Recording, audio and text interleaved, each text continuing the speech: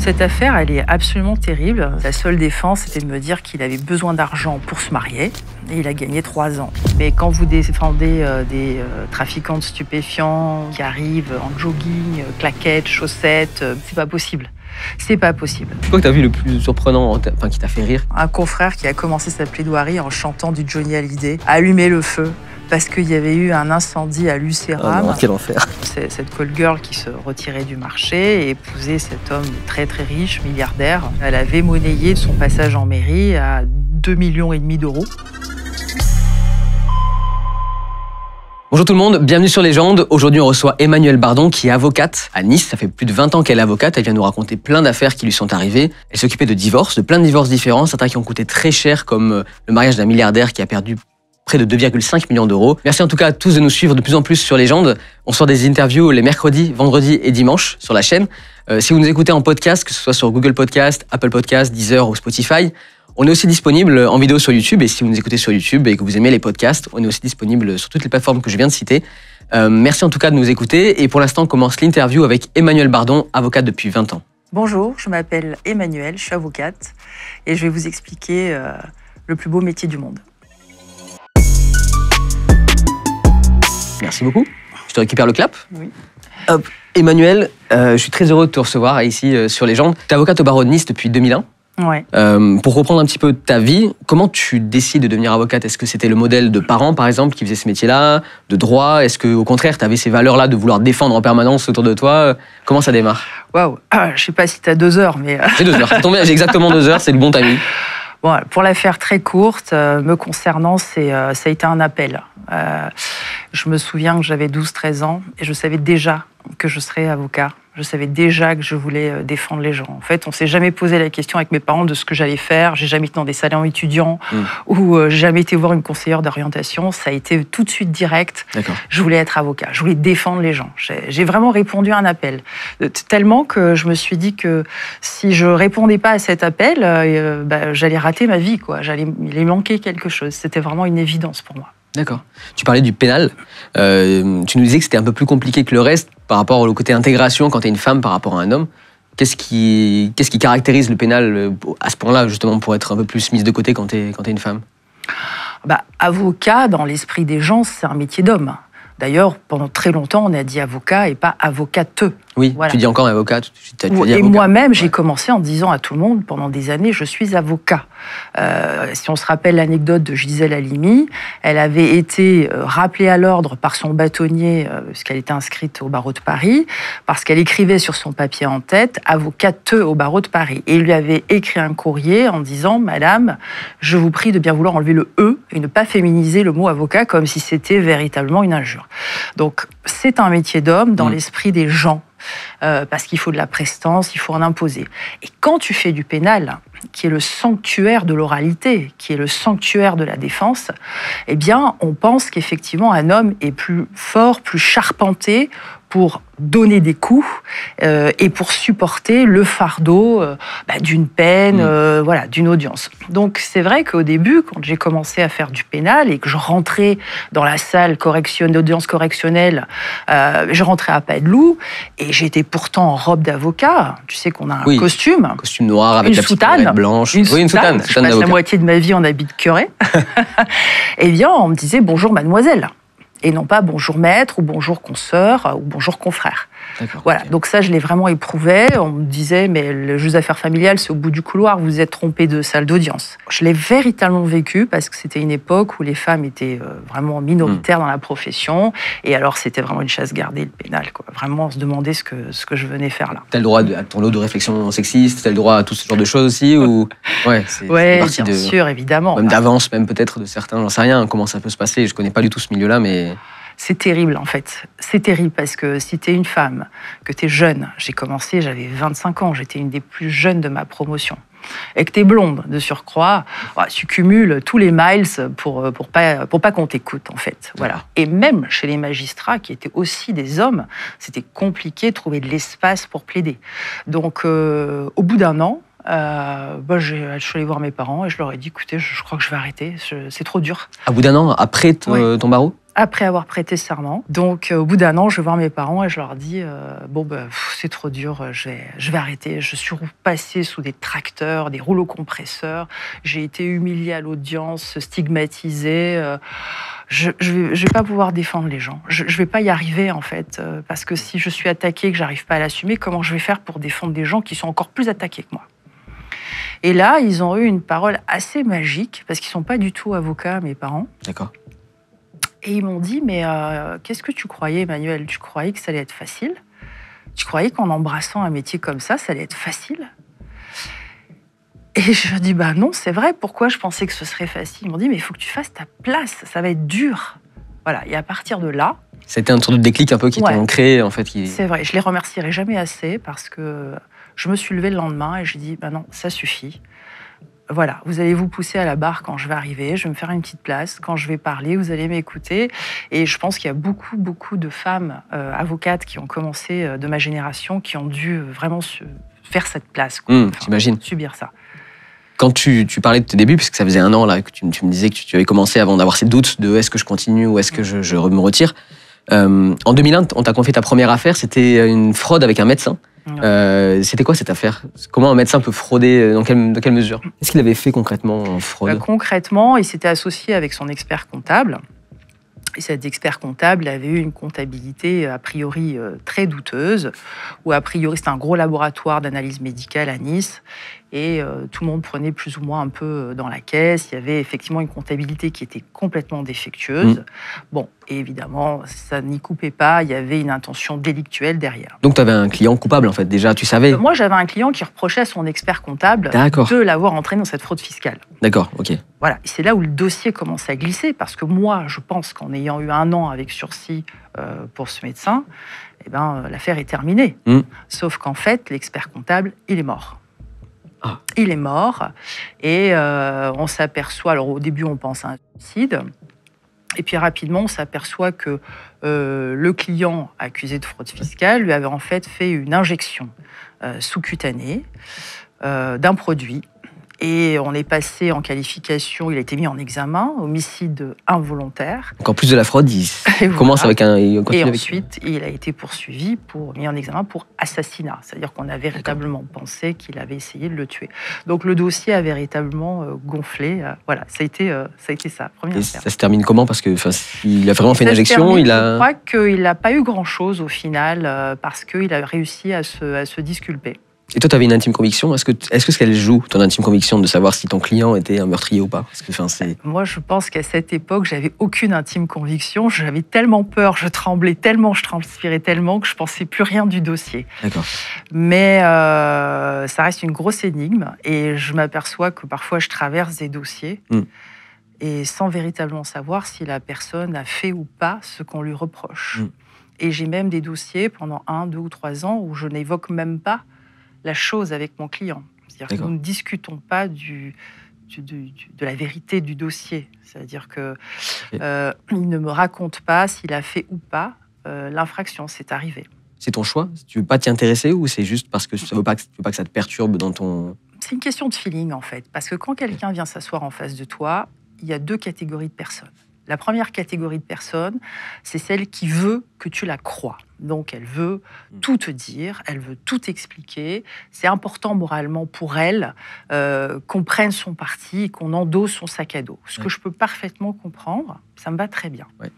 Et puis, il y a une deuxième catégorie de personnes, c'est celle qui s'assoit dans ton bureau et qui ne se livre pas, qui ne parle pas, ou qui parle de choses insignifiantes sur le dossier. Vous avez des gens qui sont poursuivis pour des faits de viol, par exemple, donc des infractions très graves, des crimes, et qui passent leur temps à me parler de la voisine qui a témoigné dans le dossier, ça les embête parce que c'est une mauvaise voisine. Et en fait, des choses complètement annexes. Donc je sens bien que pour ces clients-là, la vérité ne sera pas le centre du débat. Et moi, je n'ai pas vocation à les juger, à les tyranniser de ce côté-là. Je vais là où ils veulent aller. Voilà. Je comprends. Le seul moment où vraiment j'interviens, c'est quand le dossier démontre que la personne est véritablement coupable, c'est-à-dire que les éléments de preuve qui ont été apportés par les enquêteurs ou par le juge d'instruction ne laissent aucune place au doute, mais que la personne continue à nier la vérité et à dire que c'est pas elle. Voilà. Là, ça pose une vraie difficulté dans le cadre de ma défense, quoi. Et tu te prends la tête avec eux à ce moment-là, tu leur dis non mais attendez, avouez votre culpabilité, c'est ce qui va vous permettre de faire moins d'années, ou est-ce que il y a quand même, ça peut aussi avoir, tu peux être peut-être confronté à un client têtu qui va te dire non, je vais maintenir ma version, et du coup qui va prendre peut-être plus que ce qu'il n'était censé prendre au début. C'est une vraie difficulté, et c'est là où l'avocat a un vrai travail de préparation du client à l'audience.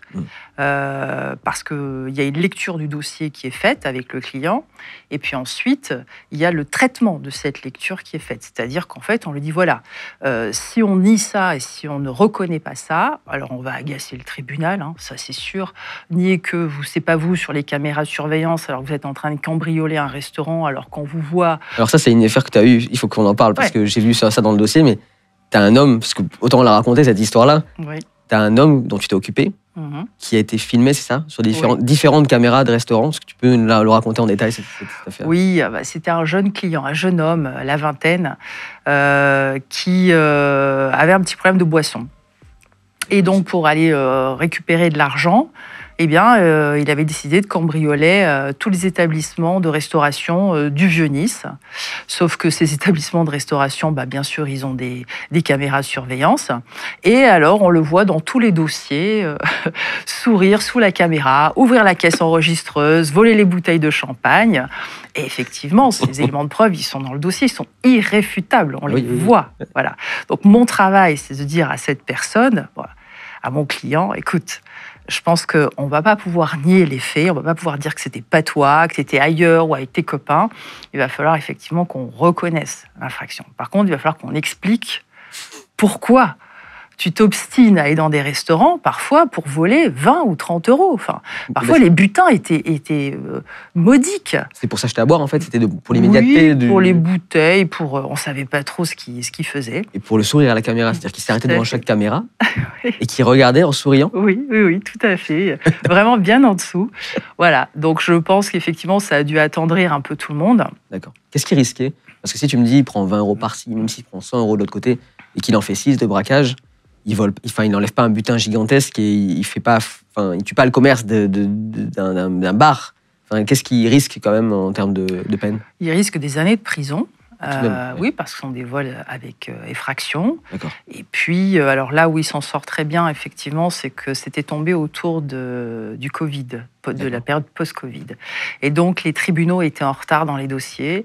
Et j'ai réussi à obtenir sa comparution sous le mode de la CRPC, c'est-à-dire du plaidé coupable.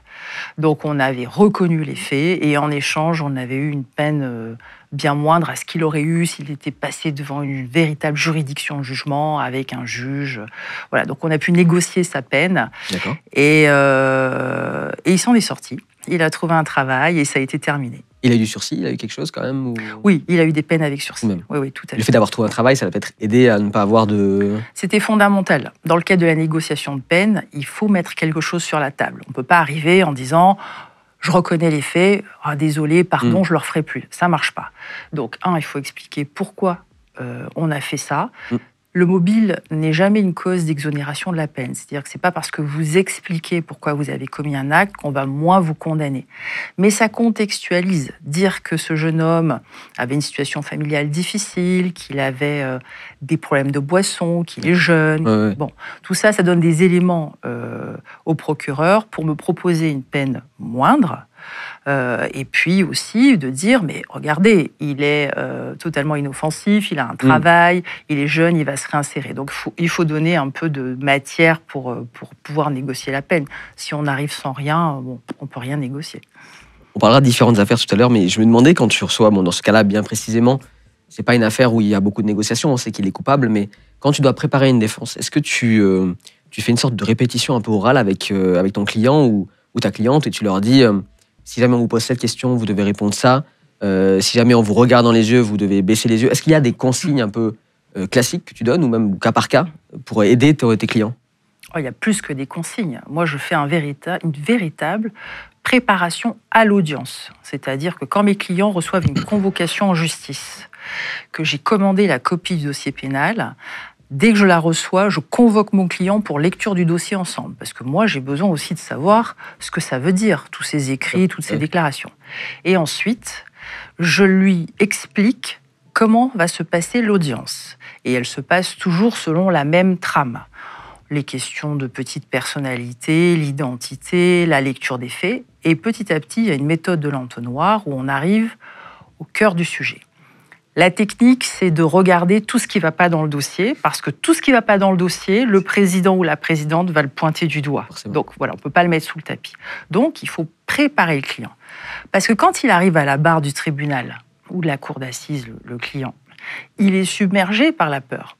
C'est très inconfortable. Il doit gérer ses émotions.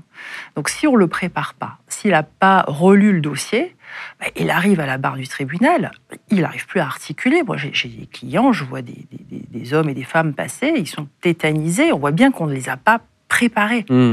Donc il faut le mettre en position d'apporter une réponse. Et le fait d'avoir préparé, il a de l'oxygène à l'audience, il peut dérouler sa position et elle peut être entendue. Parce que l'audience, c'est le lieu de la verbalisation. Si vous ne parlez pas, c'est fini, c'est passé. Donc, et puis il peut te parler en permanence? Il peut venir te voir et te dire, ou elle te dire... Absolument pas. D'accord. Quand mon client passe à la barre, il est seul et je suis muette. Je ne peux pas voler à son secours, lui dire ce qu'il doit dire. C'est pour ça que ce travail de préparation, il est fondamental. Oui, parce qu'on voit pas mal d'affaires, bon, c'est dans les séries, on en parlera tout à l'heure, faire un petit parallèle entre les États-Unis par exemple et la France, parce qu'il y a beaucoup de choses qui se passent dans les tribunaux, on imagine que ça marche comme ça dans le monde entier, mais par exemple on voit souvent des avocats venir en permanence parler à leurs clients en leur disant non mais il faut pas utiliser ça, enfin, en chuchotant un petit peu, ça tu peux pas le faire en fait en réalité. Non, absolument pas. Quand une personne vient à la barre du tribunal, alors d'abord il faut quand même rappeler qu'il a le droit de se taire.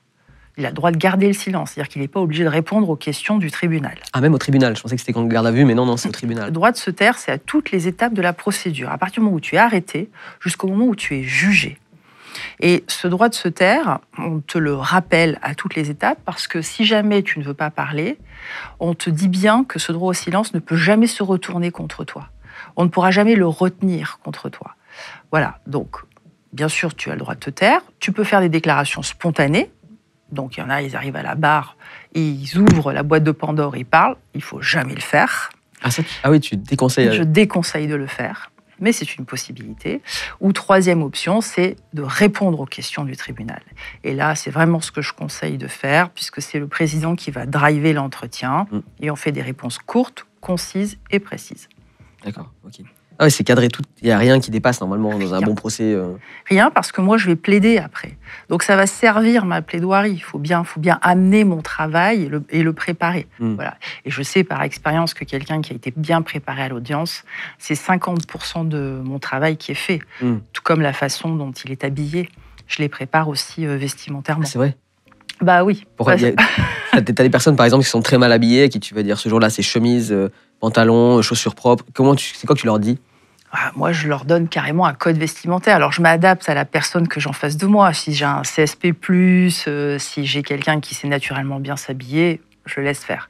Mais quand vous défendez des trafiquants de stupéfiants, des jeunes qui arrivent en jogging, claquettes, chaussettes, baskets, requins, c'est pas possible.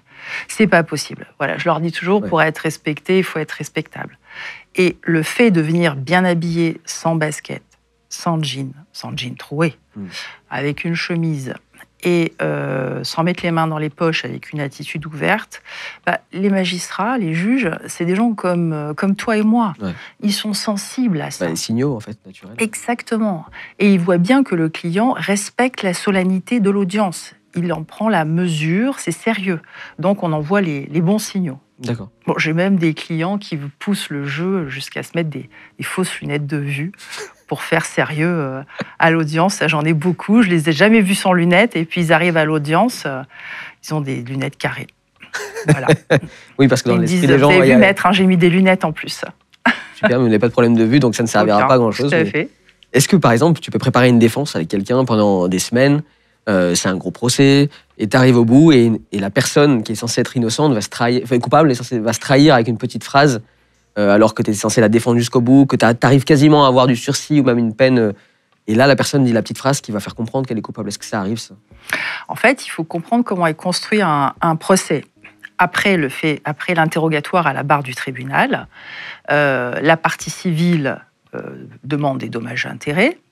Le procureur de la République prend des réquisitions, c'est-à-dire qu'il sollicite la condamnation de la personne, et ensuite, je plaide.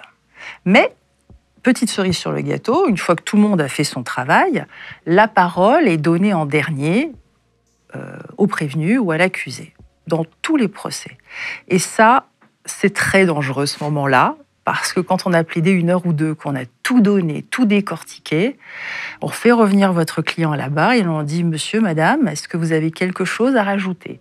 Donc ma consigne absolue, c'est « Non, ça va, vraiment, rien, tout est vous OK. n'avez rien à dire. » Mais parfois, j'ai des clients qui disent « Oui, je voudrais dire quelque chose. » Et tout d'un coup, après que j'ai plaidé la relaxe, en expliquant que le dossier ne tient pas la route, qu'il n'y a pas d'éléments, que le procureur de la République ne ramène pas la preuve de la commission de l'infraction, puisque c'est à l'accusation de prouver, eh ben, j'ai un client qui dit désolé, je ne le referai plus ou je m'excuse. Voilà. Et là, j'ai le président ou la présidente qui me regarde avec un petit sourire narquois et qui me dit bon, voilà. Ce qui équivaut à un demi-aveu et qui démolit mon travail en 5 minutes. Mais tous les avocats pénalistes ont vécu cette anecdote. Et qu'est-ce que ça entraîne? Parce que là, il se trahit complètement, Oui. il casse la défense. Est-ce que le juge, qui donne ce verdict final? C'est le juge à la fin? C'est le tribunal. C'est le tribunal. Voilà. Est-ce que l'affaire reprend? Est-ce qu'on a un deuxième tour? Du coup, vous revenez avec une autre défense? Ou est-ce que la peine est quand même donnée et délivrée parce que le juge décide qu'elle soit... Alors, les juges ne sont pas dupes. C'est pas parce que je plaide la relaxe et l'innocence de mon client qu'ils sont obligés de me croire. On a tous le même dossier à l'audience. Le dossier pénal, il est commun à toutes les parties. Donc on ne peut pas, contrairement à ce qu'on pense, un avocat, ça ne ment pas à l'audience. Parce qu'on a tous les mêmes éléments de procédure, elles sont communes. Voilà. Ouais. Mais il est bien évident que le juge, lui, s'est fait son intime conviction sur le dossier. Et parfois, j'arrive à redresser la barre parce qu'il s'aperçoit que certains éléments sont flous. Un peu flou. Ouais. Et ce n'est pas parce que mon client aura reconnu qu'il ne va pas alléger un petit peu la peine. D'accord, c'est avant le délibéré, ça, c'est avant Ouais. qu'ils reviennent et qu'ils disent finalement décrété coupable ou innocent. Oui, donc ça l'aide pas du tout à avoir un... C'est vrai. Tu parlais tout à l'heure de trafiquants de drogue qui viennent pas forcément bien habillés. Toi, tu as dû défendre un des plus gros trafiquants de drogue de la Côte d'Azur. C'était quoi le palmarès de cette personne? Qu'on comprenne un petit peu à quoi ça pouvait ressembler un gros trafiquant de drogue. Alors, c'était un gros trafiquant qui était mis en examen et il officiait dans le secteur d'Antibes, puisque toi, tu es de Menton. Antibes, c'est entre Nice et Cannes, pour ceux qui Voilà. ne savent pas trop où ça se trouve. Et c'était bien avant les smartphones, les WhatsApp, les télégrammes, les signals, les Snapchat. Donc, c'était à l'ancienne. Et à cette époque-là, tous les trafiquants avaient des téléphones portables. Donc lui, ses faits d'armes, c'était du trafic de résine de cannabis. Et c'est un client qui arrosait quasiment tout le coin. Voilà. Donc ça a fait de lui, un peu à son corps défendant, un des plus gros trafiquants du coin. D'accord. Et il avait été mis en examen donc pour trafic de stupéfiants. Donc il encourait beaucoup d'années de prison. Et il avait été mis sur écoute. D'accord. Avant la... Dans le cadre de l'enquête préliminaire, les policiers l'avaient isolé et il avait été mis sur écoute. Et à l'époque, comme il n'y avait pas ces messageries cryptées et sécurisées, eh bien, forcément, il fallait se parler. Il fallait se parler à l'ancienne. Donc, il y avait un message codé pour commander les stupéfiants, les kilos de résine de cannabis, et ils avaient imaginé de parler de lingerie.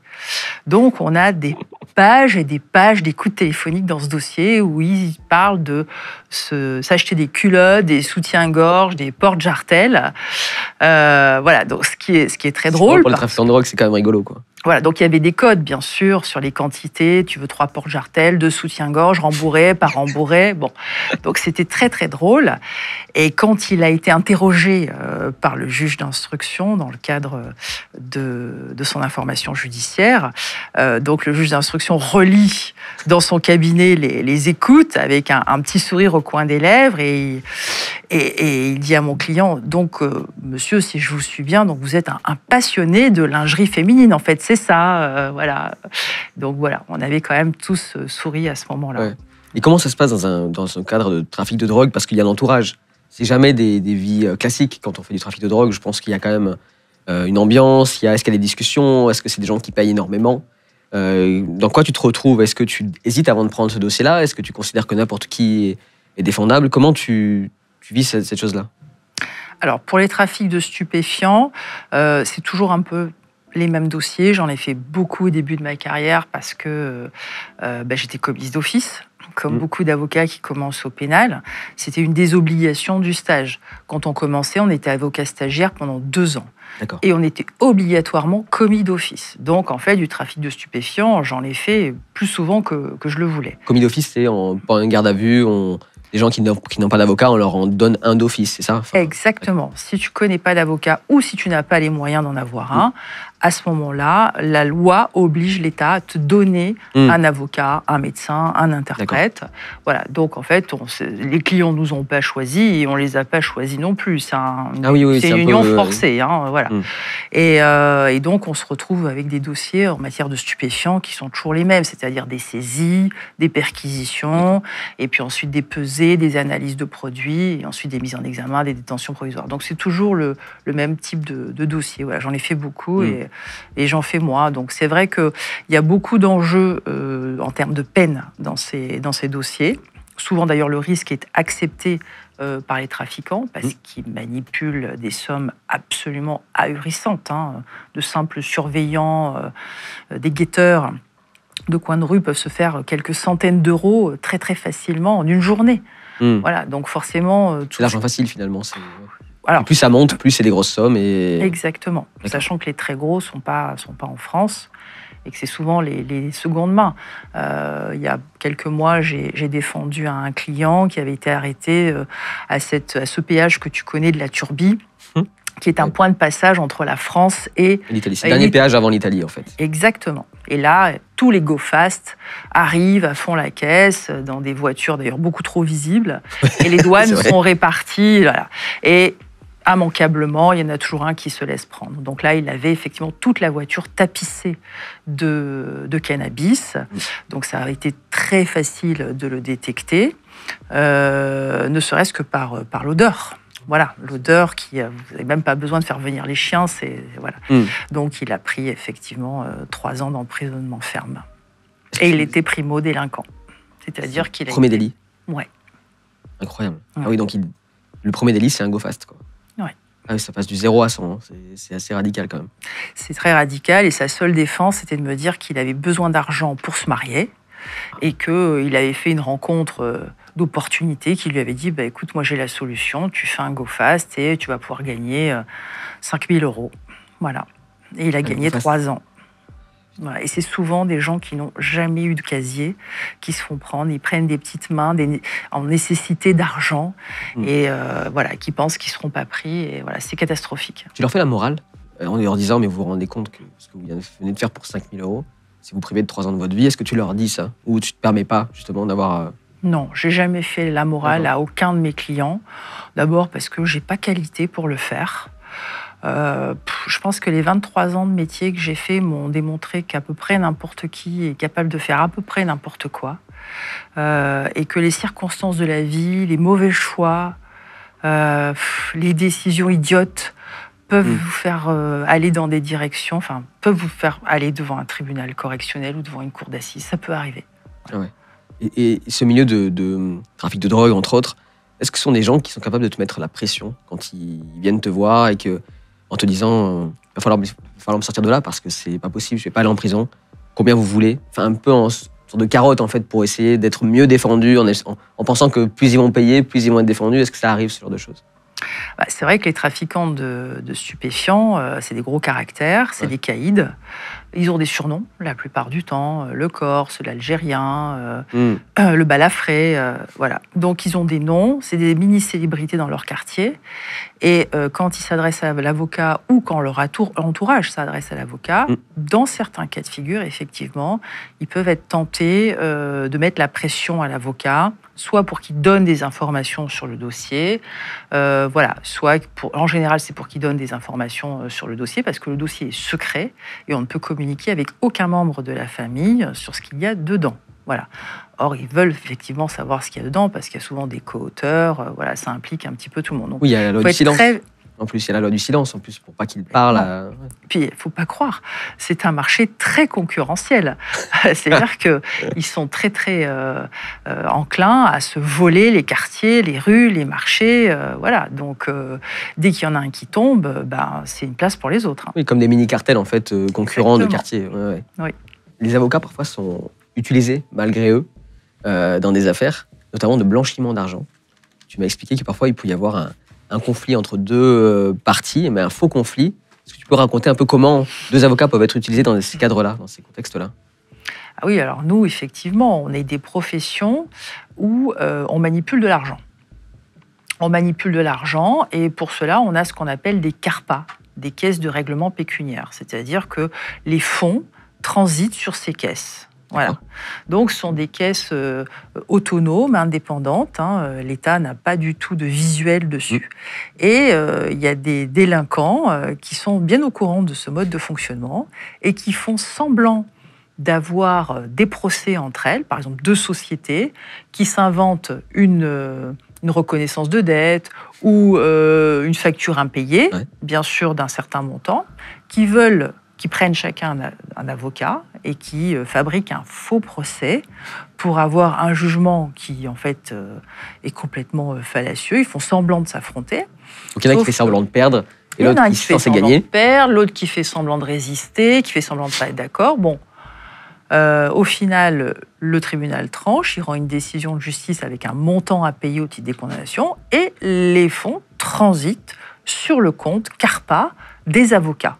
Voilà. Et là, à ce moment-là, effectivement, on peut avoir fait une opération de blanchiment sans le savoir. Moi, ça m'arrive très régulièrement, mais les avocats, en règle générale, on est hameçonnés par des gens qui nous disent soit qu'ils ont fait des héritages très importants à l'étranger, qu'ils ont besoin de notre aide pour rapatrier les fonds en France. Donc là, les warnings s'allument très fort en général. Bien sûr, avec la promesse d'un gros honoraire de résultat à la clé pour moi, si je suis gentil et que j'accepte. Donc là, effectivement, je vois clairement que c'est une opération de blanchiment. Mais il y a des cas beaucoup plus subtils où des gens produisent des reconnaissances de dette en disant, voilà, Madame Michel me doit 100 000 €, elle ne m'a pas payé. On va faire un procès à Madame Michel et Madame Michel ne va pas faire de résistance pour payer. Voilà, opération de blanchiment qui peut être faite. Et sur des grosses sommes, j'imagine, c'est quoi le genre de sommes qui sont... Oui, ça peut être des grosses sommes. Pour les héritages, c'est toujours des millions. Je ne sais pas de qui ils héritent, mais c'est toujours de grosses fortunes. Voilà, donc... Les fameuses tantes, les grandes tantes éloignées qui ont des millions d'euros sur leur compte. En Suisse, bien souvent d'ailleurs. Idéalement, dans des endroits accessibles. Ou au Luxembourg. Avec des belles montagnes où les paysages sont sympas, quoi. Tu parlais des honoraires, tu disais avec des gros honoraires à la clé, mais tu fais pas c'est du cas par cas pour tout ce qui est honoraire pour tes clients ou tu as une base pour être payé? Comment ça fonctionne, toi, aujourd'hui? Comment tu es payé en tant qu'avocate? Alors, la règle, c'est que l'honoraire est libre. C'est-à-dire qu'on peut prendre de 0 € à 1 million d'euros si tu veux. Voilà. Donc, tu peux défendre même gratuitement si tu le veux. Exactement. Et effectivement, ça m'arrive parfois de défendre des gens sans être payé dans les dossiers. Qu'est-ce qui te pousse à faire ça gratuitement? Ce qui me pousse à faire ça gratuitement, c'est l'intérêt du dossier, l'intérêt du client. Voilà, il y a des causes qui me passionnent, il y a des dossiers qui me passionnent, et voilà, ça s'explique pas. À ce moment-là, ça fait balancier avec les dossiers où je suis plus payée finalement, et je me dis que il y a 10-15% de mon activité qui va servir gracieusement à des gens que je rencontre qui sont parfois dans des situations de désespoir absolu, qui n'ont plus rien. Voilà. Dans ces cas-là, effectivement, je mets ma robe à leur service. Voilà. Je pense qu'on est beaucoup à faire ça. Ça fait partie du jeu. Faut vraiment l'accepter, quoi. Est-ce que tu es plus ou moins payé selon les thématiques? Par exemple, est-ce que si tu vas faire le divorce d'un milliardaire, tu vas demander des honoraires plus élevés que si tu demandes, je sais pas, si tu juges un conducteur de bus qui aurait renversé quelqu'un, par exemple, il y a une plainte qui est lancée, tu défends. Est-ce que c'est par rapport à la longueur du procès et de toute la machine, ou c'est en fonction de la peine et en fonction des thématiques? Alors, il y a des critères pour fixer les honoraires. Bien sûr, le temps passé, la difficulté du dossier. Mais un des critères que les gens ignorent, c'est la situation de fortune du client. Tu es parfaitement autorisé pour un même dossier à facturer plus cher un client plus riche que forcément quelqu'un qui va gagner un salaire mensuel, un SMIC, évidemment. Donc, on a une grande marge de manœuvre. Je décide seul de mes honoraires. Et oui, bien évidemment, si quelqu'un a plus les moyens, eh bien, à dossier égal, effectivement, je vais je vais pouvoir le facturer davantage. Oui, ça c'est accepté, ça fait partie des critères. D'accord, ok. Oui, donc c'est un peu du cas par cas finalement. C'est du cas par cas. On parlera tout à l'heure, tu as le cas d'un divorce de milliardaire, on verra ce qu'on peut en dire, mais en tout cas il y a des choses que tu peux dire sur cette affaire-là. On parlait de commis d'office un peu plus tôt, parce que c'est toujours tous les débuts d'avocats se font par le commis d'office. Est-ce que, quand on parle de garde à vue, il y a souvent dans les séries un peu ce côté où on dit on va vous donner un avocat commis d'office. Est-ce que toi tu gagnes de l'argent là-dessus? Est-ce que c'est l'État qui te paye? Est-ce que c'est le client qui ne paye pas parce que c'est pris en charge, tout est pris en charge, ou il doit quand même payer à un moment ou à un autre? Alors souvent, les clients ne disent pas avocat, je veux l'avocat commis d'office, ils disent je veux l'avocat gratuit. Voilà, alors ça, c'est vraiment la phrase type, je veux l'avocat gratuit. Donc, bien sûr, l'avocat n'est pas gratuit, il est rétribué par l'État, puisque l'État a l'obligation de fournir un avocat. Donc, c'est géré par les ordres qui reçoivent des fonds de l'État pour pouvoir payer les avocats commis d'office. On organise ça notamment dans chaque barreau, par le groupe de défense pénale qui assure 7 jours sur 7, 24 heures sur 24, la défense pénale d'urgence des personnes qui en ont besoin. Donc ça nous occupe beaucoup. Et c'est vrai que c'est véritablement assez symbolique, la rétribution. Enfin, à mon époque, quand j'étais avocat commis d'office, une audience correctionnelle, on était payé 100, 120 euros. Enfin, c'était vraiment pas grand-chose. Oui. Aujourd'hui, une commission d'office sur une assistance en garde à vue, c'est un tarif forfaitaire, c'est 300 euros. D'accord. Voilà, c'est 300 euros. Et si vous avez des gardes à vue qui durent 4 jours, c'est guère plus, puisque vous avez droit, je crois, maximum à 350 euros. Voilà. Donc, c'est pas beaucoup. Et pourtant, c'est les plafonds les plus élevés. Voilà, donc le commis d'office est un avocat très, très mal payé. On va rentrer dans le détail de la garde à vue, mais un commis d'office, c'est forcément un avocat débutant, ou il y a des gens qui font toute leur vie avocat commis d'office? Enfin, je ne sais pas comment ça fonctionne, mais... Alors, ça dépend des pratiques des barreaux, mais tu peux être avocat commis d'office toute ta vie. Voilà. D'ailleurs, ton bâtonnier peut te commettre d'office sur un dossier. Tu peux l'accepter. Voilà, le président d'une cour d'assises peut te commettre d'office sur un dossier et est obligé à assurer la défense d'un accusé. Voilà. D'accord, donc on n'a pas de moins bons avocats si on a un avocat commis d'office. Classiquement, les commis d'office sont les avocats débutants, parce qu'il faut faire rentrer des honoraires. Et il faut aussi se faire les dents sur les dossiers. Donc finalement, le désœuvrement d'un client rend compte la nécessité d'un avocat. Donc ça tombe bien. Et en plus, ce qui est bien dans les dossiers de commission d'office, c'est que comme on est dans de la défense pénale d'urgence, on apprend énormément. Tu es commis d'office en général, quand tu es de permanence pénale, pendant 24 heures. Donc pendant 24 heures, tu vas faire des gardes à vue, tu vas aller devant le juge d'instruction, tu vas aller aux audiences, tu cours partout, tu vas à la maison d'arrêt. Enfin voilà, généralement, quand tu es commis d'office dans le cadre du groupe de défense pénale, tu mets tes baskets. Quand tu débarques dans la salle de garde à vue, quand tu es commis d'office, c'est quoi tes premières missions avec le client? C'est de savoir ce qu'il a fait, c'est de le rassurer parce qu'il est excité, énervé, j'en sais rien, triste. Enfin, qu'est-ce que tu fais en général? C'est quoi les premières choses que tu dis à ton client? Alors, quand on arrive en garde à vue, dans le parloir de garde à vue, d'abord, on est timé. On a 30 minutes. C'est chronométré? C'est chronométré. Voilà. D'ailleurs, moi, je mets mon chronomètre d'iPhone. Donc, j'ai 30 minutes. C'est ce qu'on appelle l'entretien du gardé à vue. Et cet entretien, il doit se faire avant toute audition. D'accord. De façon à ce que la personne, avant qu'elle parle, puisse s'entretenir avec son avocat et qu'il lui dise les droits, s'assure qu'il a mangé, qu'il a bu, qu'on lui a notifié ses droits, est-ce qu'il a un traitement médical, est-ce qu'il a besoin de quelque chose, est-ce qu'il a besoin d'interprète, est-ce qu'il manipule suffisamment la langue française pour tenir tout un interrogatoire ou pas. Est-ce qu'on l'a malmené ou pas avant? Est-ce qu'effectivement on l'a malmené? À ce moment-là, on le signale dans une note au dossier. Qu'on fait tamponner par la police, c'est là où ça devient très technique. Ah oui. Voilà, parce qu'en général, ils peuvent être très réticents à effectivement consigner ce genre d'informations qui peuvent fragiliser leur dossier d'enquête. Et puis, effectivement, dans cette demi-heure, une fois qu'on a délivré le kit de premier secours, on laisse parler les gens, s'ils nous parlent. Parce que c'est un grand mythe. On pense que les gens en garde à vue déblatèrent tout ce qu'ils ont. Qui sont hyper heureux de trouver quelqu'un à qui parler. Eh ben, c'est pas toujours le cas. Et il m'est arrivé de passer des gardes à vue avec des gens assez mutiques. C'est-à-dire que j'arrivais même pas à leur faire expliquer la raison pour laquelle ils étaient en garde à vue. Voilà, parce que le choc carcéral, parce qu'ils se méfiaient de moi, ça m'est arrivé ça m'est arrivé d'arriver en garde à vue et qu'on pense que j'étais un faux avocat, mais un vrai policier. Que je me disais, la parano, voilà, je peux même pas leur... Donc je suis obligée de sortir ma carte de visite pour leur dire non, je suis vraiment un avocat, mais vous pouvez parfaitement ne pas me parler. Voilà, mais moi je suis là à vos côtés. Je suis obligée de rassurer les gens en disant voilà, je suis là à vos côtés. Est-ce qu'on doit prévenir quelqu'un de votre famille ? Est-ce qu'il y a des choses à faire ? Est-ce qu'il t'est arrivé, du coup, toi, d'avoir des personnes, des clients, enfin des potentiels clients qui te refusent ou qui te parlent mal, t'insultent et tu te retrouves dans une situation où tu viens défendre quelqu'un qui te parle vraiment pas très bien ? Ah oui, bien sûr, ça m'est arrivé. Quand tu arrives en garde à vue, tu as des gens, ils sont dans des piteux états. Alors, ils ont été ramassés dans la rue, ils se sont battus, parfois ils sont dans des suites d'alcool ou sous stupéfiants. Bon, effectivement, ça m'est arrivé d'arriver en garde à vue, de me faire insulter de bout en bout par la personne, en me traitant de tous les noms d'oiseaux. Oui, bien sûr, évidemment. Tu réagis comment ? Je reste tout à fait flegmatique. Bon, bien évidemment, la moitié du commissariat est pliée en deux de rire. Hein. Ça, c'est sûr que c'est pas mon moment de gloire absolu. Forcément, c'est dur. Mais bon, ça fait partie du métier. Et je lui dis, écoute, de toute façon, si tu me parles pas, tu me reverras que dans 24 heures. Donc, tu as 30 minutes. Si tu les gâches, c'est ton problème, c'est pas le mien. Parce qu'on pourra plus jamais se parler. Mais tu as la personne dès le début, même si elle est alcoolisée à 3 grammes, tu vas la voir en face de toi pour avoir une discussion ?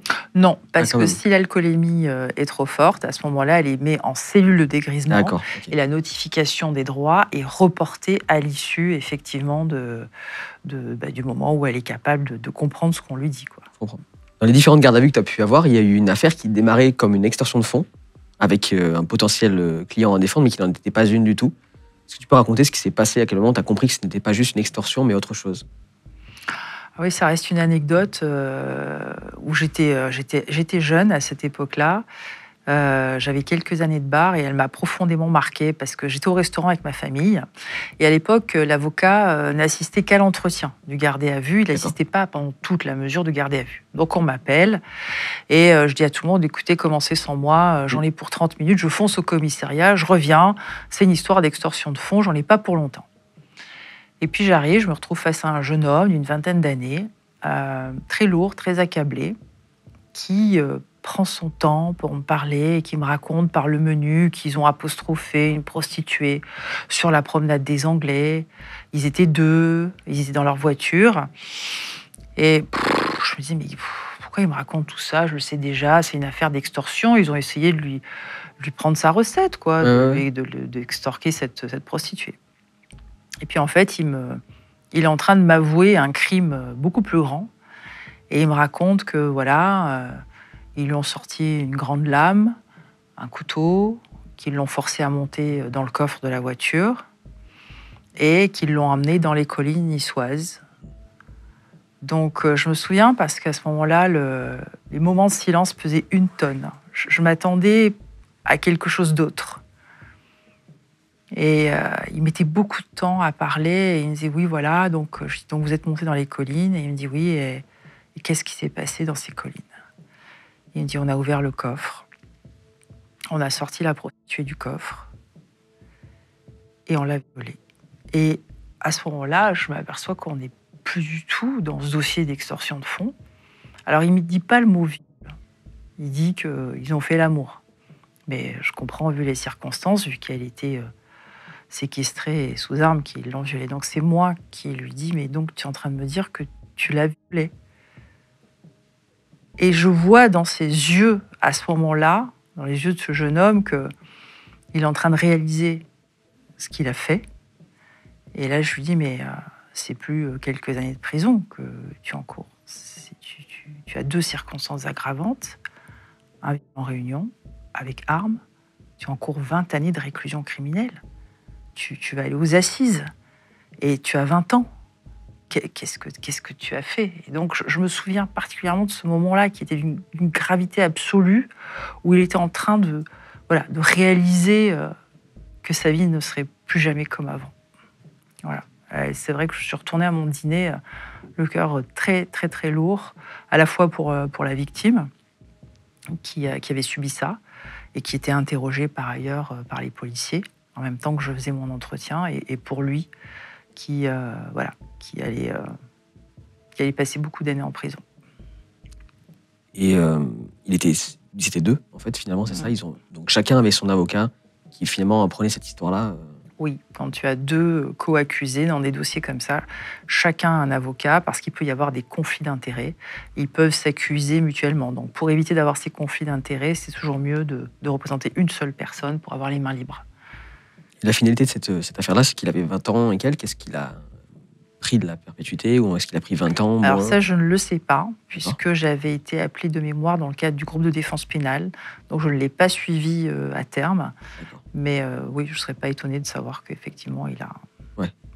Et parce que tu peux être juste commis d'office et après que le dossier soit rendu à quelqu'un d'autre, c'est ça? Oui, après, dans des dossiers de cette envergure, il peut y avoir des avocats choisis.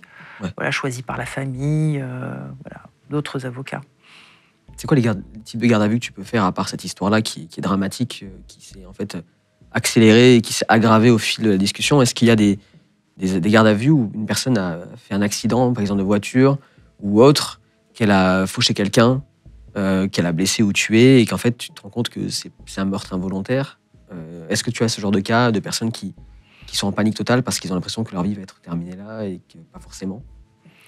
Bah oui, c'est typiquement les accidents de la circulation.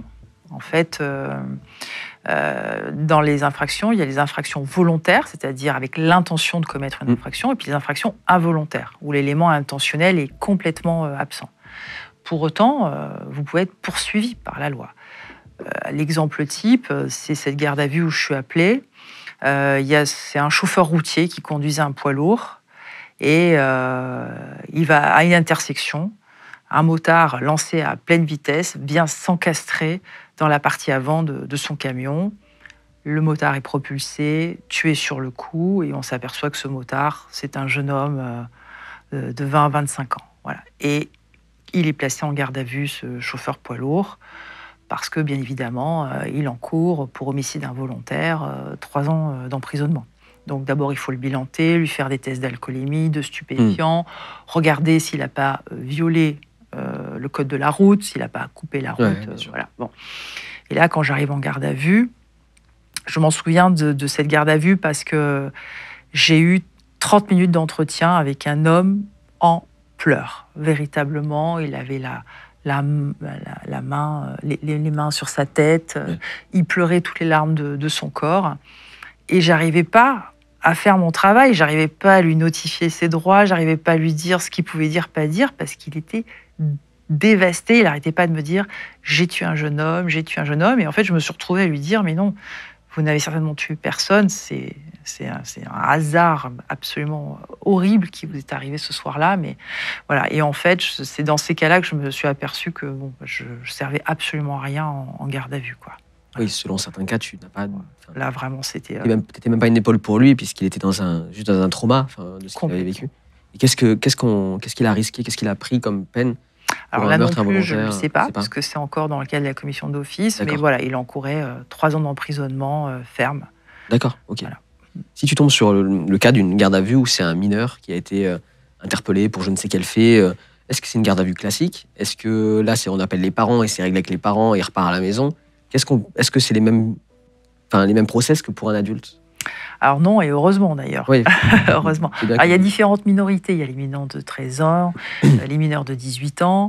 Mais en règle générale, quand un mineur est arrêté par la police, toutes ces auditions, toutes ces confrontations sont filmées. Voilà. Donc en fait, les mineurs, eux, sont filmés. Et oui, bien sûr, on prévient des gens de sa famille parce que voilà, c'est un mineur, il faut prévenir ses représentants légaux, sauf cas exceptionnels.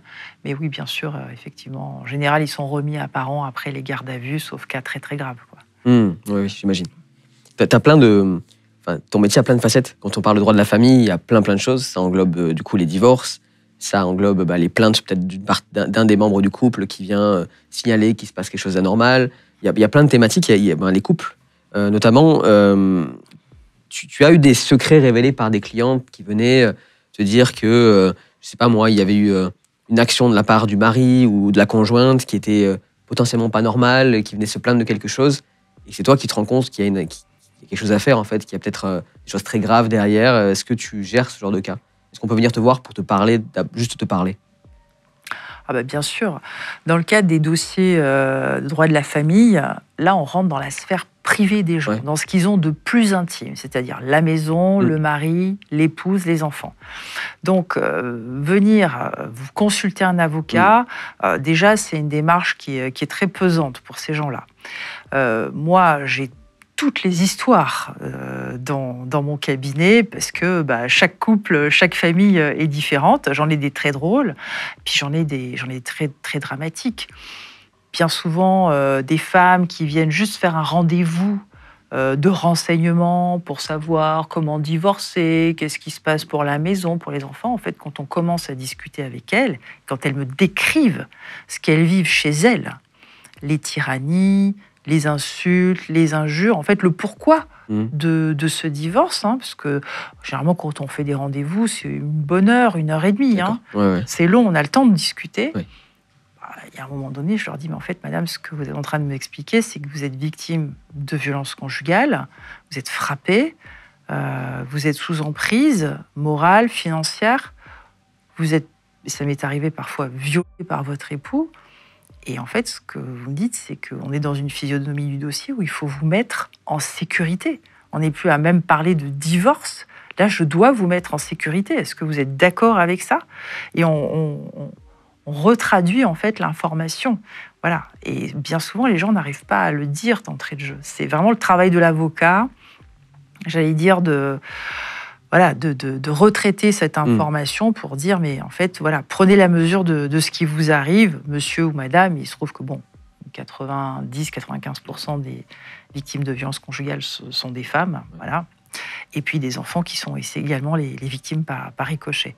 Donc oui, j'arrive avec des gens qui ont des histoires extrêmement lourdes, extrêmement pesantes à toutes les étapes de leur vie, quoi. Et tu les conseilles, donc là tu mets une part de toi-même, en tant que personne, au-delà de l'avocate même, ou pas du tout? Tu te dis, cette femme-là, il faut que je l'aide.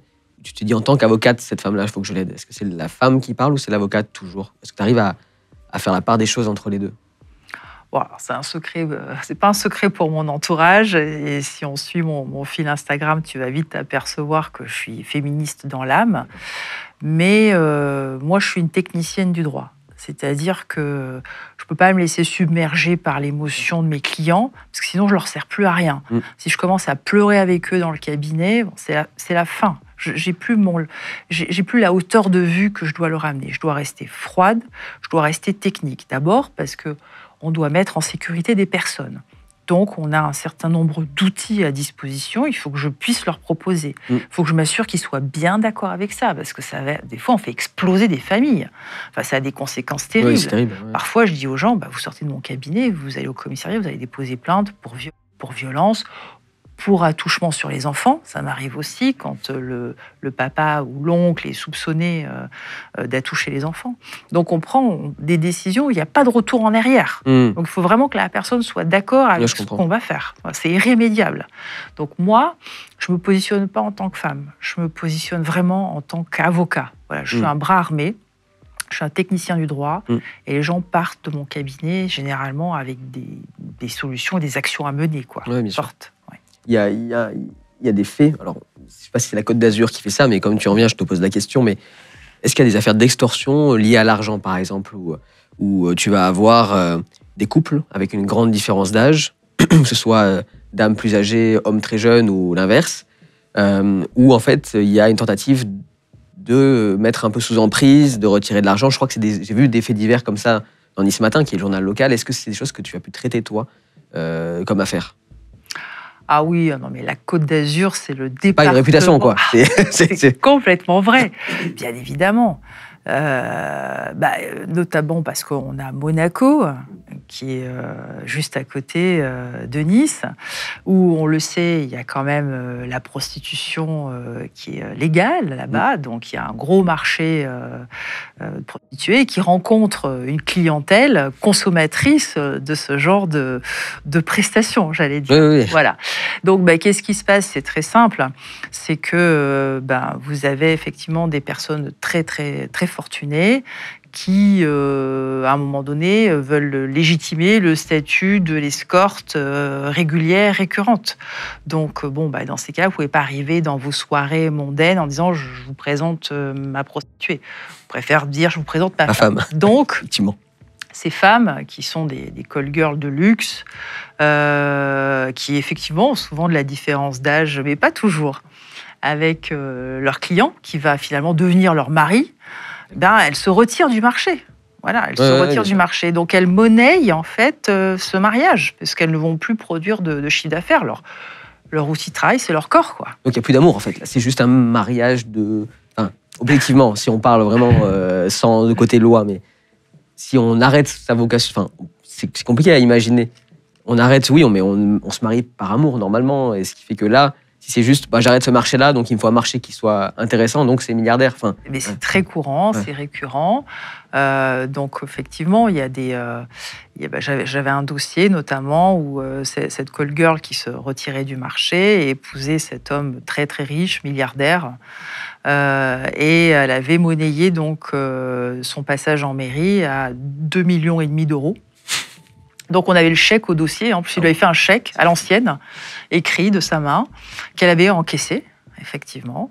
Et ils avaient fait un contrat prénuptial, c'est-à-dire un contrat où tu mets, en fait, un petit peu comment tu vas fonctionner dans ton couple, l'argent, les enfants, avant de te marier. Alors, en France, c'est interdit, on n'a pas de contrat prénuptial. À Monaco aussi, mais ils le font faire à l'étranger. Voilà. Et c'est un contrat un peu off entre les parties. Et dans ce contrat prénuptial, il était écrit que si le mariage durait 5 ans, elle avait au bout de 5 ans encore 2,5 millions d'euros à la clé. Ce qui fait 1 million d'euros par an pour rester mariée. C'est un placement en fait. C'est pas un mariage, c'est un placement. Enfin, c'est un placement, mais c'est exactement ça. Et c'est comme ça que ça a été perçu, que ça a été signé entre les parties. Sauf que cette jeune femme, au bout de plusieurs mois de mariage, elle n'avait pas vraiment arrêté de fournir ses prestations, que le mari s'en est aperçu et qu'il a voulu récupérer son argent. Tout l'argent? Les 2,5 millions d'euros qu'il lui avait versé, son apport, quoi. En gros, comme quand tu achètes un bien immobilier. Voilà.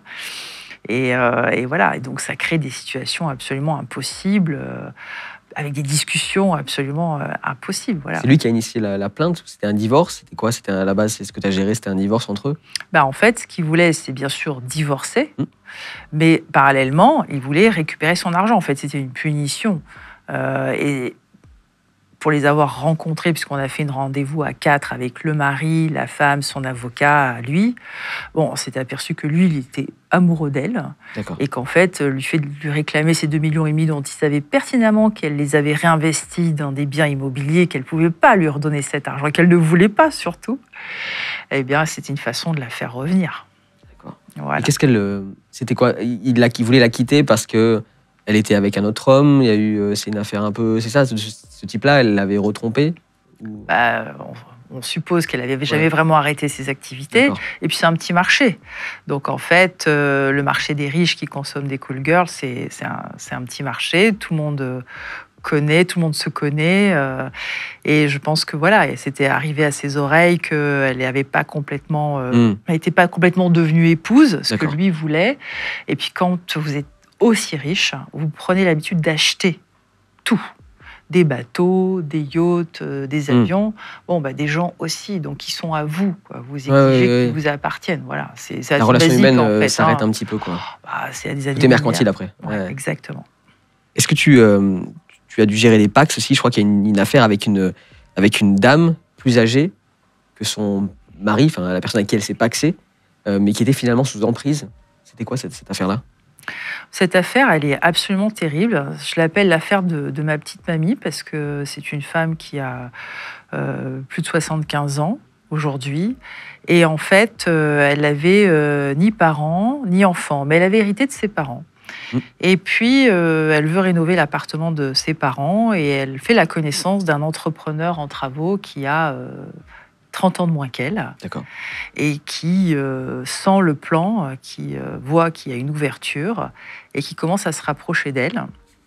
Non pas par sentiment, mais pour pouvoir la dépouiller. Ce qu'il a entrepris de faire de façon très méthodique, puisqu'il a commencé par lui faire financer des travaux somptuaires dans ses appartements, bien sûr au profit de sa société personnelle, ça a commencé comme ça.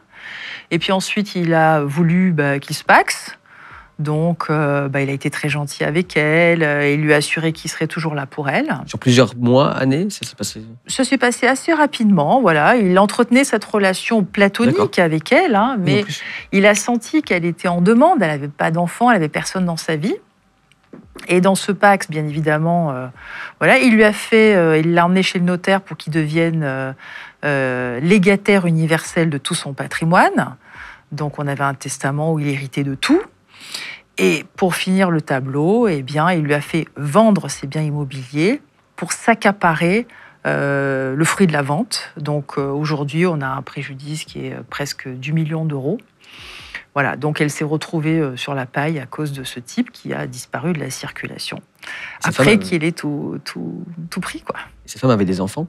Où elle avait une première vie ou pas du tout? Ah oui, il avait une vie parallèle avec des enfants, une femme, mais elle l'ignorait complètement. Ah, lui avait une vie parallèle, mais est-ce qu'elle avait eu une vie avant, elle, avec des enfants? Non, absolument pas. Donc elle n'avait pas d'héritier ou d'héritier? Absolument pas. Son héritier, c'était lui.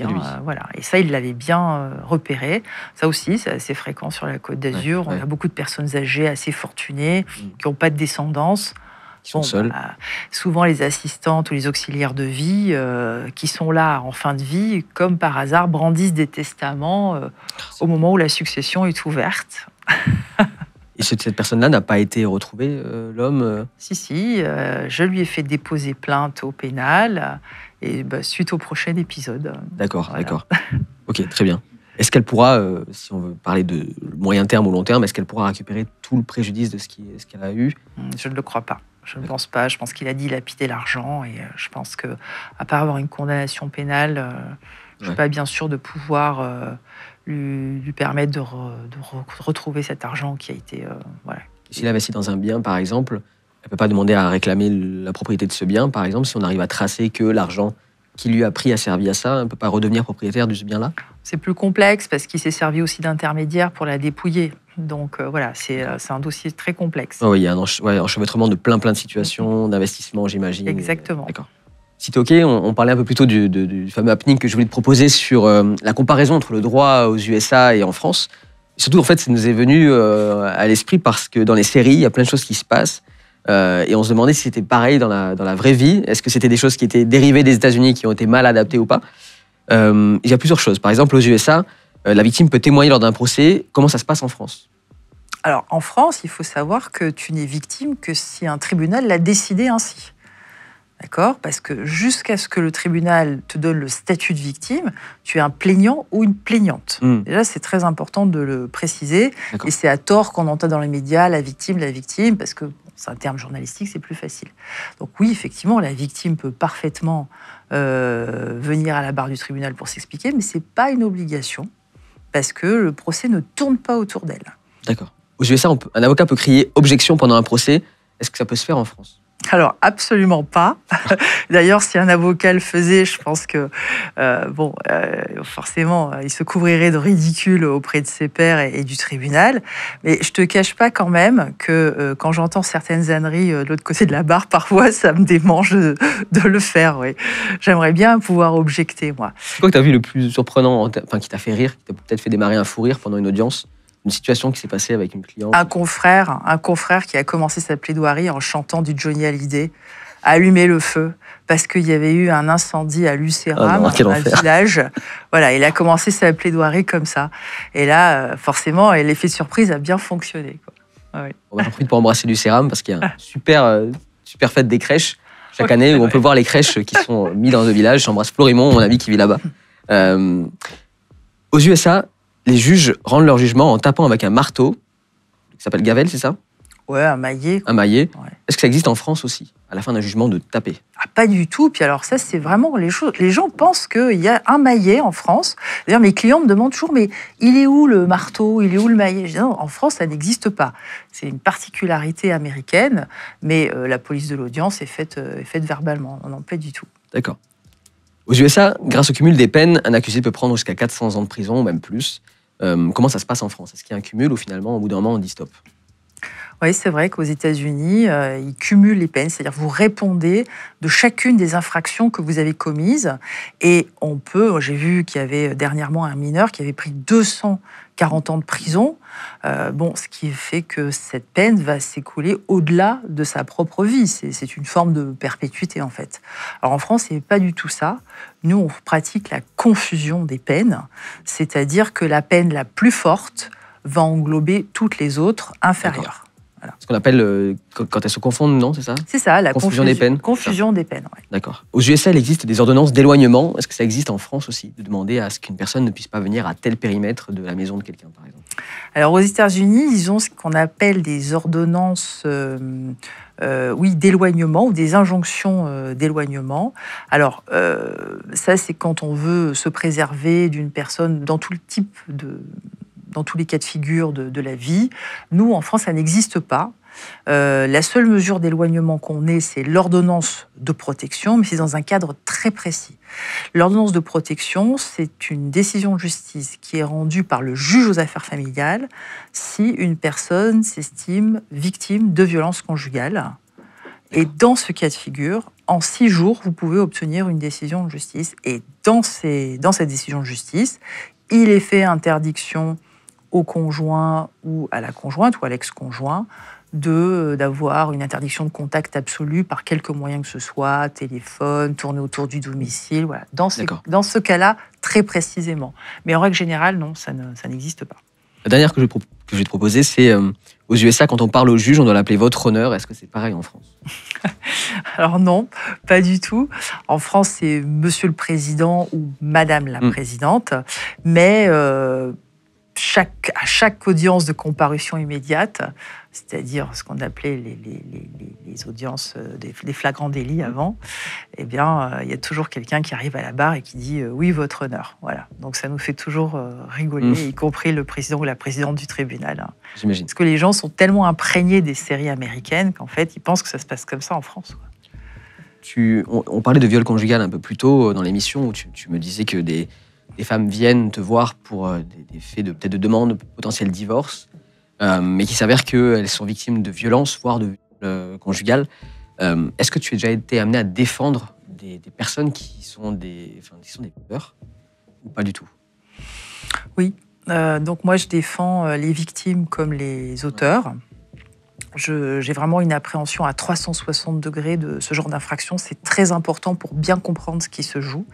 Et oui, effectivement, j'ai défendu des époux. J'ai notamment un dossier qui m'a beaucoup marqué où un jeune couple de trentenaires qui avait une petite fille de 3 ans, qui avait en apparence l'air d'être heureux, très épanoui.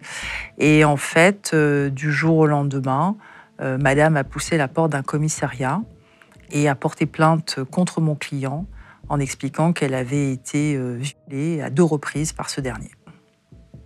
Donc là, évidemment, sa vie s'est écroulée puisque la police est venue frapper à sa porte, l'a emmené et le juge l'a placé en détention provisoire. Il a été mis en examen pour des faits de viol sur son épouse. Voilà. Et c'est à ce moment-là que moi j'arrive, puisque la famille qui habite dans le Nord me mandate pour le représenter en ne comprenant absolument pas de quoi on parle, puisqu'ils ont un groupe WhatsApp familial, hein, tu sais, c'est fameux groupe où tout le monde parle. Groupe insupportable. Exactement, où tout le monde s'échange les photos, y compris de la petite, et ils m'ont montré des échanges de 48 heures avant le dépôt de plainte, où elle communiquait de façon tout à fait normale. Bon. Sauf qu'il se trouve qu'au moment où elle dépose cette plainte, on est en pleine vague MeToo. D'accord. Et qu'il ne faut pas rêver. J'ai eu beaucoup de clients placés en détention provisoire à ce moment-là, avant même d'avoir été jugés sur les faits, parce qu'il y avait effectivement une certaine pression médiatique à ce moment-là par cette vague MeToo. Donc il est resté 7 semaines en prison. Il a perdu 10 kilos en cette semaine. Je suis allée le voir en prison pendant ce laps de temps. Il était effondré parce qu'il aimait sa femme et qu'il ne comprenait pas ce qui se passait. Et je lui ai dit, écoutez, la prochaine fois qu'on se revoit, on prend un café à mon cabinet. Et il n'y croyait pas. J'ai fait appel de la décision de placement en détention provisoire devant la chambre de l'instruction à Aix-en-Provence. Et j'ai réussi à le faire sortir. Mais ce qui m'avait ouvert en deux, c'est que c'était très technique quand on plaide devant la chambre d'instruction, on plaide les critères de détention provisoire. Lui est en visioconférence à la maison d'arrêt.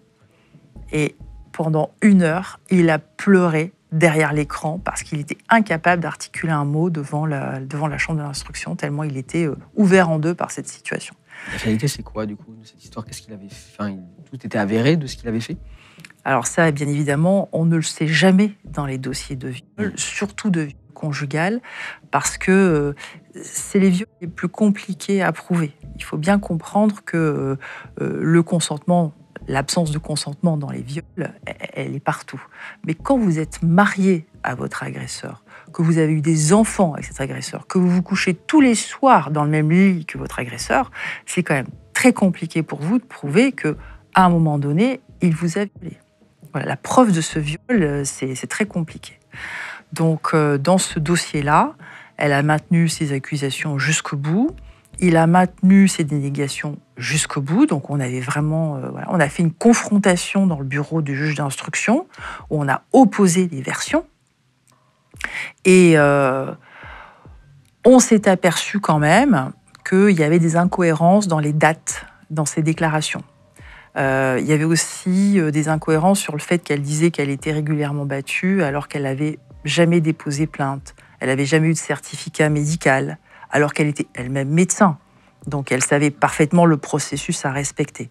Donc c'est vrai que le doute s'est véritablement insinué sur la véracité des faits. Ce n'est pas toujours le cas. Parfois c'est avéré, parfois pas. Et bon, c'est vrai qu'en creusant le dossier, le mobile, le pourquoi du comment, parce qu'on en vient toujours à cette question symbolique, c'est pourquoi est-ce qu'une épouse mentirait? Pourquoi est-ce qu'elle irait déposer plainte contre son époux? Bon, c'est vrai que dans ce dossier, on s'était aperçu qu'elle avait un amant. D'accord. Elle avait un amant au moment des faits, ce qui n'est pas en soi sensible, mais elle avait effectivement pu éjecter son époux de la maison, puisqu'il avait été interdit ensuite de contact avec elle pendant très longtemps.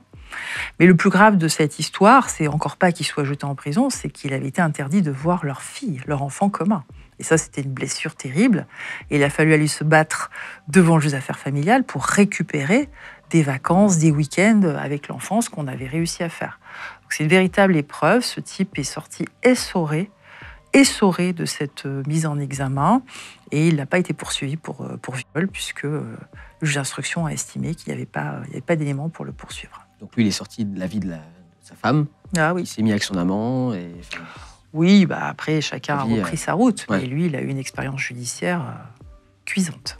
Est-ce que toi, tu as déjà vécu des affaires de femmes qui étaient droguées et mises à disposition par son mari à d'autres hommes? Est-ce que c'était déjà arrivé, toi? Effectivement, j'ai déjà eu des viols, alors ce qu'on appelle sous soumission chimique ou sous alcool, qui est une autre forme de soumission. Oui, j'en ai déjà eu. J'ai eu des viols en réunion. J'ai également eu un dossier où une jeune femme a accusé 3 hommes de l'avoir violée au cours d'une soirée à 3 moments différents. C'est-à-dire que ce n'était pas un viol en réunion, mais c'était un premier viol, puis plus tard dans la soirée un second viol, puis plus tard dans la soirée un 3e viol. Donc ça a été vraiment un dossier totalement inédit. Mais des viols comme le dossier Pellico, où il y a à peu près 200 faits de viols qui ont été répertoriés, à peu près, je crois, 90 personnes, mais seulement 71 interpellés et qui ont été cités à comparaître parce qu'on a pu les retrouver avec de la détection faciale, avec des SMS. Sur une période de 10 ans en plus. Sur une période de 10 ans. Voilà. Donc ça, c'est véritablement un cas complètement fou, complètement inédit. Ce procès, en fait, m'a permis de recommencer à parler du sujet de consentement dans le viol, parce qu'on est venu à rediscuter de ça. Qu'est-ce que c'est déjà la notion de consentement dans le viol? Si tu peux résumer un petit peu globalement, d'un point de vue... La définition juridique du viol, c'est tout acte de pénétration sexuelle commis par menace, par violence, par contrainte ou par surprise. Point final. Et cette définition, aussi imparfaite soit-elle, permet de couvrir 100% des viols. Donc aujourd'hui, le problème ne vient pas... le problème de non-poursuite des auteurs ne vient pas de la définition actuelle du viol dans le code pénal, contrairement à ce qu'on voudrait vous dire. Il n'y a pas de notion de consentement dans cette définition. Tu as vu qu'on ne dit pas c'est tout acte de pénétration sexuelle, virgule, sans consentement, virgule. Voilà. Et c'est fait exprès. C'est fait exprès. Cette notion de consentement, elle est sous-jacente. Il est bien évident que à partir du moment où une personne a été violée, c'est qu'elle n'était pas consentante. Aujourd'hui, la définition du viol, elle regarde le comportement de l'auteur, le comportement de l'agresseur. Elle ne regarde pas le comportement de la victime. Et c'est fondamental, parce que si demain, on veut introduire, comme le veulent certaines associations féministes, dans la définition du viol, le consentement, et comme l'a laissé entendre notre président de la République, Emmanuel Macron, si on introduit cette notion de consentement, c'est un sale cadeau qu'on va faire aux victimes. Car dis-toi bien qu'à partir du moment où le mot consentement sera dans la définition du viol, la seule chose à laquelle on va s'attacher lors d'une instruction criminelle ou à l'audience, c'est est-ce que la victime a été d'accord ou pas d'accord pour la commission de ce viol. C'est-à-dire qu'en fait, on va tout résumer à l'expression de son consentement ou non. Et tu vois bien que c'est un piège qu'on va tendre à la victime, car qu'est-ce que c'est que l'expression d'un consentement? Est-ce que tu verbalises le consentement? Mais si tu n'as pas parlé, ça veut dire que tu étais d'accord? Est-ce que tu dois l'exprimer avec les yeux? C'est quand même nier qu'il y a beaucoup de femmes qui se soumettent à la commission d'un viol par peur, qui enlèvent leurs vêtements et qui se soumettent au viol par peur. Est-ce que ça équivaut à un consentement? Et en matière de viol conjugal, est-ce qu'on peut décemment considérer qu'il y a une absence de consentement dans le fait d'avoir des relations sexuelles avec son mari et puis, à un moment donné, ne plus vouloir? Ça va poser des problèmes énormes. Et d'ailleurs, les professionnels du droit, les avocats, les magistrats sont contre l'introduction de la notion de consentement. Très intéressant à aborder parce que justement, on n'a pas forcément l'occasion d'en parler avec quelqu'un du milieu, avocat ou autre. Donc, mais cette opinion est très impopulaire. Parce que, en fait, ça fait beaucoup discuter. C'est très impopulaire parce que il est bien évident que chacun d'entre nous se dit bah oui, mais un viol, c'est forcément quand tu veux pas. Donc c'est bien naturel de vouloir introduire dans la loi qu'il y a une absence de consentement. Ça coule de source. Bon, sauf que dans ce cas de figure, c'est extrêmement dangereux pour la victime. Extrêmement dangereux. Imaginons qu'une femme ait été droguée, qu'elle soit alcoolisée et qu'elle ait dit oui contre son gré, qu'elle ait verbalisé, qu'on l'ait filmée en train de dire oui. Enfin, il va y avoir tout un tas d'hypothèses où la victime va se retrouver finalement à la place de l'accusé et elle va devoir justifier quelque chose qu'on ne lui demande pas de justifier aujourd'hui. Pour terminer, juste, j'ai une petite question à te poser. Ça fait maintenant plus de 20 ans que tu as passé le barreau et que tu es avocate. Qu'est-ce qui t'a rendu le plus fier durant cette carrière? Je ne sais pas s'il y a un dossier qui m'a rendu plus fier qu'un autre ou une victoire. Il faut quand même comprendre, quand on est avocat, on perd souvent. C'est un métier où on gagne peu. On est toujours en train de demander quelque chose à une juridiction. Donc, c'est pas forcément dans les victoires qu'on se réalise, mais c'est plus dans les défaites.